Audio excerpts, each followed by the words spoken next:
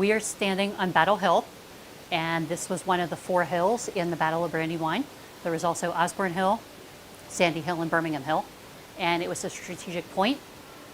In some of the planning work we've done, we have actually used a military terrain analysis called COCOA, and that looks at what soldiers at the time would have seen in the terrain. This landscape and the other ones that I named are all preserved. So a military historian or a soldier, the Army War College actually uses this analysis, can come to this terrain and they can still see what a soldier would have seen. So this was a very strategic point. There were British cannons basically on this hill, British were on this hill, and then Sandy Hill is across the hollow, and that's where the Americans would have been strategically. So, and there's a hollow between called Sandy Hollow.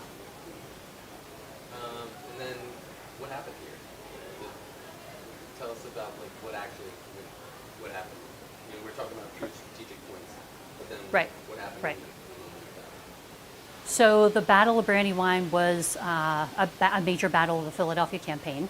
And after the British, the Crown forces, did marches from Kennett Square in 2 lines, one went north, one went due east to Chadds Ford, the British distracted General Washington at Chadds Ford while the rest of the British Army, made up of Hessians and Loyalists as well, so it's called the Crown Forces, went north and basically did a hook. And we call it the British left hook just for a fun marketing purpose. And then did a hook, went up to the one hill I talked about, Osborne Hill, observed the territory, the terrain, while the troops rested for a little bit, and then came south and came down to this area. Birmingham Hill is right across the way. This is Battle Hill, and basically started having an armed conflict with the American forces. And this was, Chadds Ford was one of the major battles. This was one of the major battles, and then there was a 3rd battle called the Rear Guard out of the Battle of Brandywine. There were 3 battle areas. So this is one that a lot of people talk about, though. So Birmingham Hill is named in first-hand accounts. Sandy Hill is named in first-hand accounts, so that's part of the reason. So very significant area. Great. Why is it important, do you think, to preserve these areas?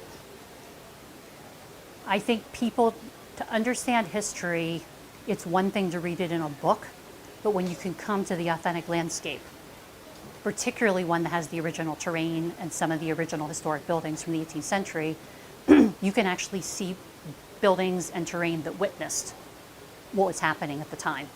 And again, this is one of the major battles for the British capturing Philadelphia.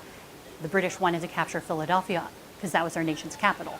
And so not only symbolically would that be fantastic for them to do, but they were actually hoping to take the capital. So this is a significant portion of the Americans, not being a trained force yet, standing up to the well-trained Crown Forces, the well-trained British Army, and rallying to fight again after this battle.